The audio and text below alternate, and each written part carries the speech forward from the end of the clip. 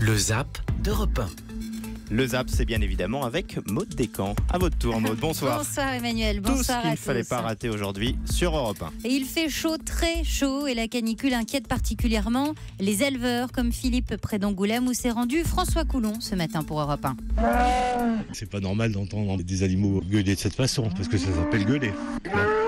Ça coince quoi. Ça provoque souvent des avortements. On a les sources de la Charente à quelques kilomètres d'ici, il n'y a plus une goutte d'eau. Ça brûle, ça brûle, ça brûle. On court à la catastrophe.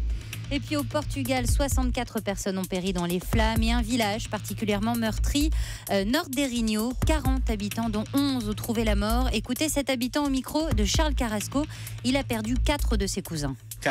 L'un d'eux est venu en voiture ici pour sauver sa famille, mais il a foncé sur un arbre. Il a essayé de s'échapper par la route, mais on l'a retrouvé mort, les pieds brûlés. Ils sont tous morts.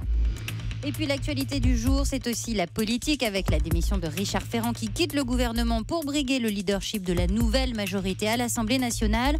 Alors, exfiltration ou promotion, écoutez ce qu'en disait l'intéressé ce matin au micro de Fabien Lamias. Je crois, vous savez, quand on vous donne une telle marque de confiance, que l'on vous demande d'accueillir et de vous proposer au suffrage des nouveaux députés, c'est plutôt vécu comme un grand honneur.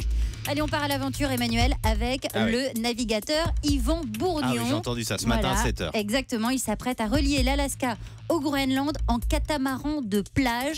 Et une petite crainte quand même ce matin au micro d'Émilie Bonneau, s'il venait à croiser le chemin d'un ours polaire. Clairement, le retrait de la banquise fait qu'ils ne peuvent plus chasser le phoque comme avant. Forcément, la moindre chair humaine est intéressante. Donc autant dire qu'ils peuvent être partout là où je serai. Je ne pourrais pas mettre le moteur pour fuir. Je ne pourrais pas aller dans la cabine parce qu'il n'y en a pas pour me protéger. Et donc là, forcément, ça sera un corps à corps ou un face-à-face avec l'ours. Impressionnant. Impressionnant. Et un petit bonus spécialement ce soir, on vient d'entendre Eva Rock, mais on peut aussi vous écouter le matin, Eva, dans le kiosque à 6h45. Et alors, vous avez joué aux devinettes aujourd'hui avec Thomas Soto. Dans quelle ville de France les ovnis n'ont pas le droit de stationner ni de survoler l'agglomération? Dans quelle ville de France? Je crois que c'était Villeneuve-la-Garenne dans les Hauts-de-Seine. Et non, c'est à Châteauneuf-du-Pape. C'est un arrêté du conseil municipal de 1954. L'histoire est vraie. En cas de stationnement gênant fourrière pour les ovnis, le texte est toujours en vigueur. En fait, le maire avait trouvé ce moyen-là pour faire parler de sa commune et faire de la publicité. Et ça marche toujours.